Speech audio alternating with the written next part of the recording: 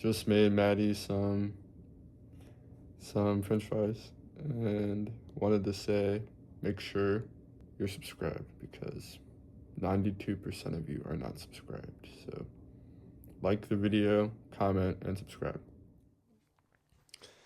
Alright guys, I wanted to make a video and talk about hard money. I've been having a lot of conversations with friends about Bitcoin and kind of wanted to make a video and show some other people that are really smart, way smarter than me, and kind of help explain hard money and how Bitcoin relates to that. So here I have Rajat, who I talked about in that one video I made. I'll pin it up here. Yeah, really cool guy. And this is a brand new video 6 hours ago, but I really like how he starts it off. We won't watch the whole video. I'm going to play through a few videos here that I really like. But Rajat makes a really good point at the beginning of this video. I will also link all the videos that I am playing today in the description, all by great creators. So we'll start off by watching this. The wealthy get to borrow money and never pay it back. In the past, there was a huge barrier to entry to being able to take advantage of this financial loophole, but now anybody can do this with any amount of money. And in this video, I want to explain to you what exactly I mean by this. Let's get started. The US national debt reached 38 trillion. So that is crazy. He brings up this point about the national debt. I've always been aware of this national debt clock for probably my whole high school existence, and now understanding this a lot better, because back then when you first hear about the debt clock, you're like, what? It doesn't make any sense, but this is how much our nation is in debt. You can look up the US debt clock. They have a great dashboard, but I'll let Rajat continue here. Dollars in the last few days, and I guarantee you that this number is going to continue to go up literally forever. It's never going to stop going up because the US government has a blank check and they can borrow literally as much money as they want to. The biggest problem with this is that they're not planning to create more value to pay it back. They're just using the assets that they have to take on more loans to pay back these loans. So they're using a credit card to pay back another credit card because they know that the interest rate on the credit card that they're going to use to pay back this loan isn't high enough for them to be concerned. Here's what I mean by this. So Cynthia Lummis proposed a plan to reduce the US national debt by half. So she's saying that we can cut this debt, or the US can cut this debt in half to 19 trillion, let's say, just as an example. She's saying that it can be cut in half by selling some of the Federal Reserve's gold reserves to buy Bitcoin. What she's actually saying is that they're going to revalue the gold. The current price of the gold that the US government has is $42.22 per ounce. They're going to revalue this to the current price, which is $4,100 or so. Which would be a crazy move if they do, because and then how do we even know? This is a whole other point, sidetrack, that they even have as much gold as they say they do. Rajat makes great videos and talks about that fact in some of them. But yeah, how do we know that they do have all those gold bars down there, and why have they only been valued at $42 for so long? So gold has had a massive run up, and they're just going to borrow against those gold certificates. They're not actually going to give away those gold certificates. So the wealthy, in this case, the US government, or really anybody else who understands this, can use the assets that they have. They get to use those as collateral, and then they get to take cash out of the system while debasing everybody else's savings. And then they get to enjoy their lives at the same time, so today, while also having the asset for the future. They've found a loophole to allow them to delay gratification and get instant gratification at the same time. Who is this at the expense of? This is at the expense of anybody who saves in dollars. If you hold on to dollars, then you're the one who's being hit by this. You're the one who's being hurt by this, because the savings that you have are going to constantly be decreasing in value. So he goes on to recommend this book. But I'll kind of end it there with this video. Rajat made a great point there, which I've been trying to explain to people. Doesn't really make sense if you don't know why all these rich people have all this money. A lot of them do what he just said right there. They're taking out loans on their assets and living off the loans, which are income free. They don't have to pay taxes on those. And then they use some of that money to buy more assets. Basically, keeping that cycle going, you can amass quite a bit of wealth. So I'm going to move on to the next thing here, but that kind of brought me to Bitcoin once I learned that. Rajat has a great spreadsheet. I'll also link that. It's a Bitcoin spreadsheet. It's very complicated, but you at first just have to pay attention to a couple of the columns. The rest he'll explain in a video if you find that on his channel. You can try to link a spreadsheet video. I know I'm bringing up a lot, but we'll go on to the next video here. I think it is by Bitcoin Katie. Bitcoin, the digital currency created a dozen years ago as an alternative to cash, is exploding in value. Will it last? Many financial experts dismissed the cryptocurrency as a fad and thought... Okay, so this one is the fad video. I recently talked to someone who brought up the tulip thing. I'm not remembering the name. Let's see if I can look it up real quick.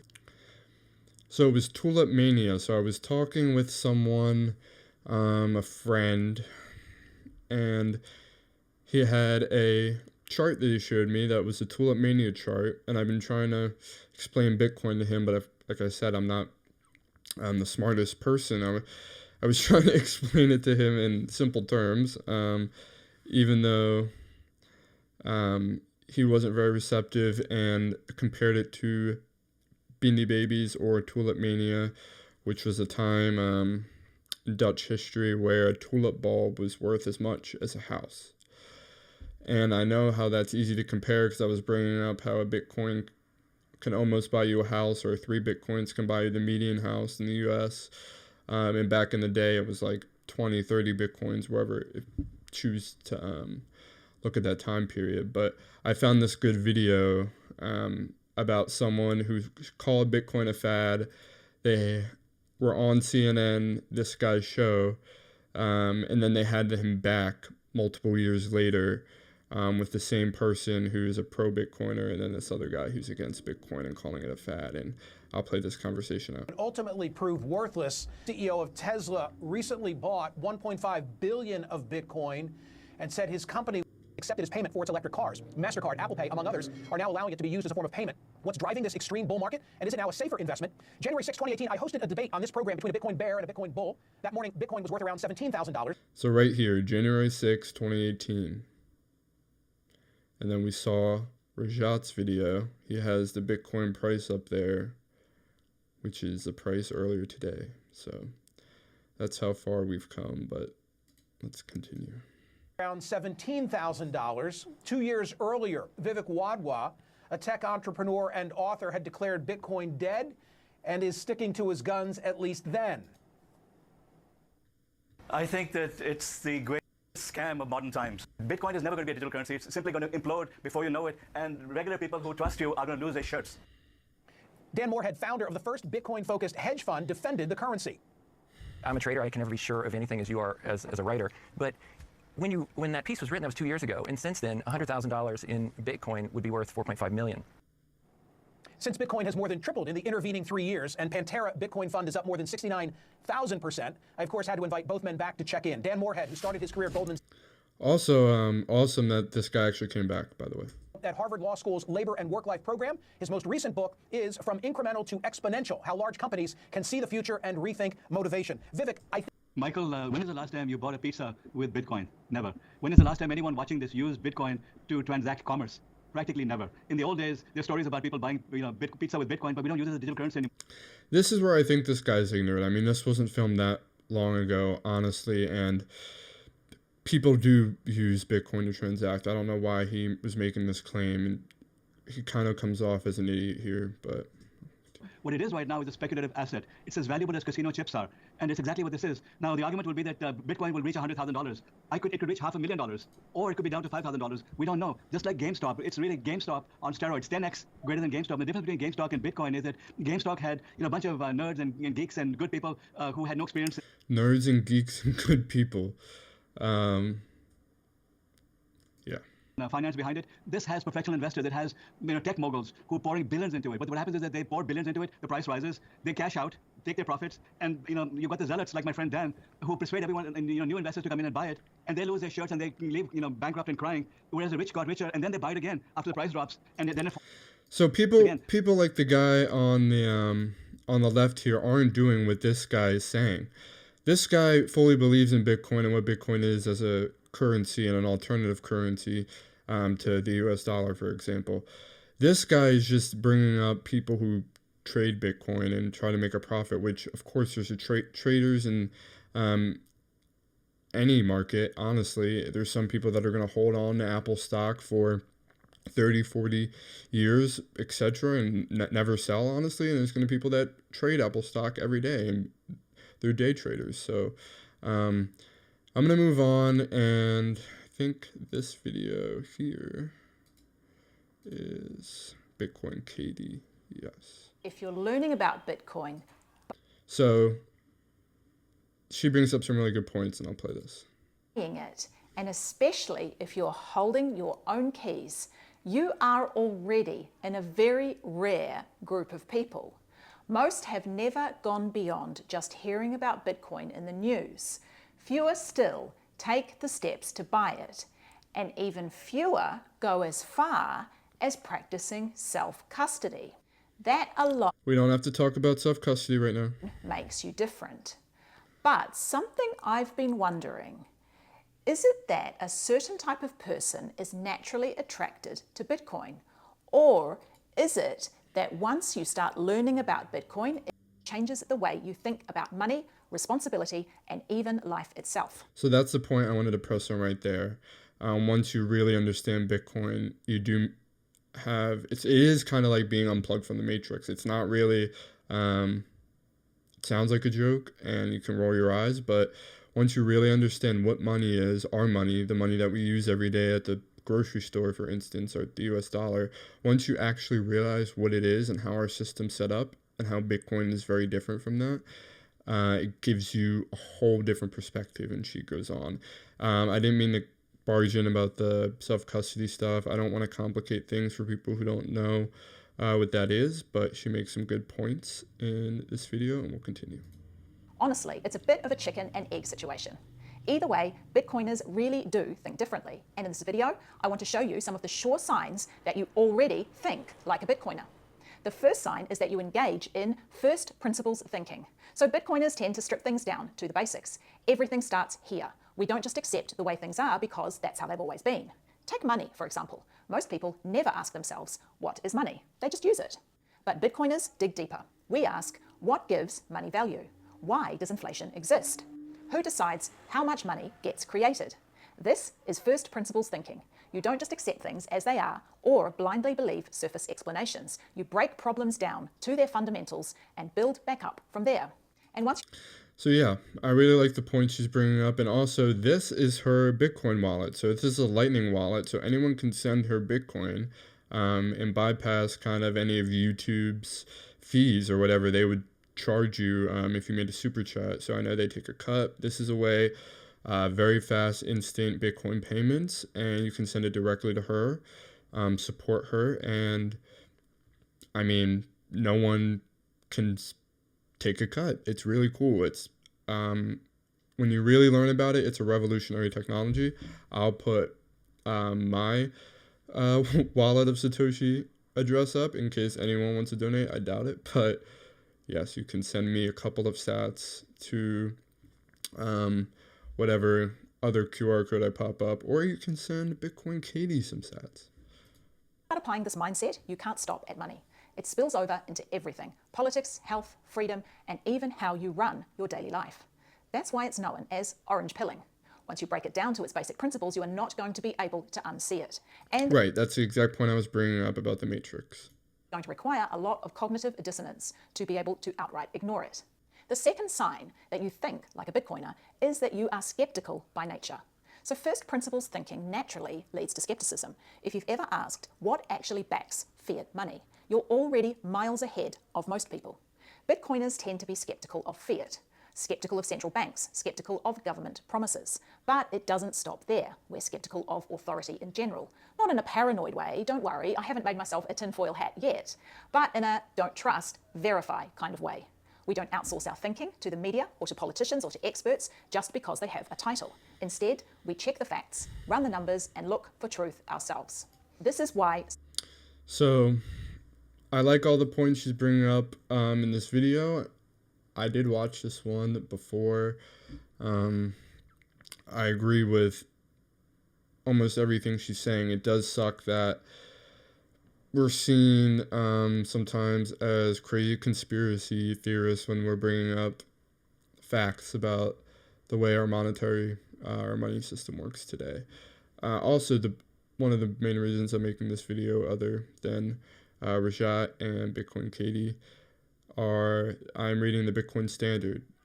So I'll pop that up on screen, a picture of that.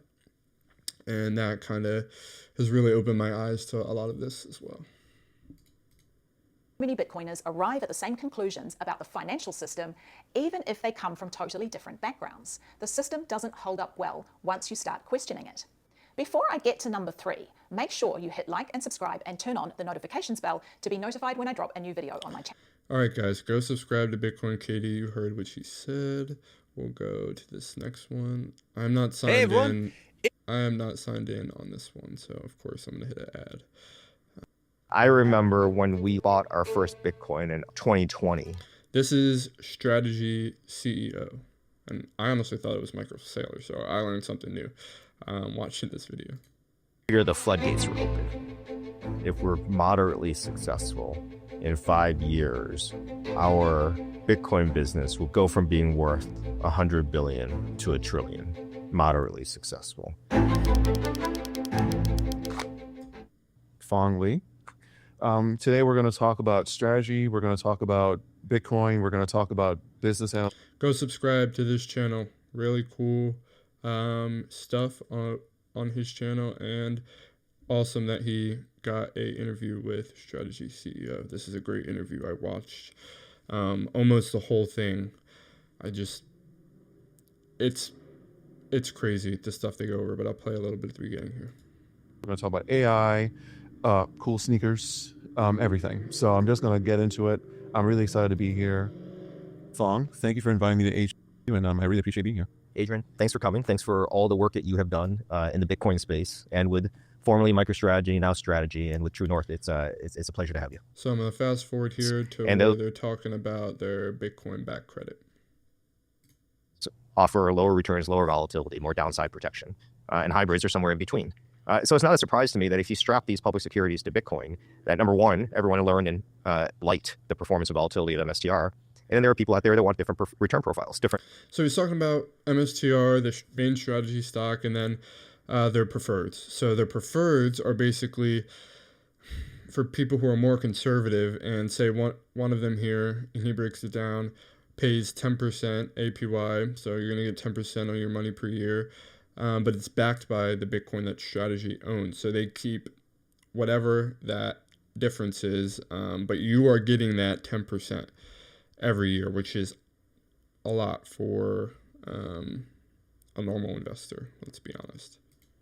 Fixed income profiles, the person that you met on the plane, right? And so if you think about the entire market, the debt and equity market, we need a product that addresses all of them that are backed by Bitcoin. And that was the realization, the unlock the last 5 years, that when you strap securities to Bitcoin, they provide better performance, whether it be a public equity, a public hybrid, or a public debt. And so it doesn't surprise me.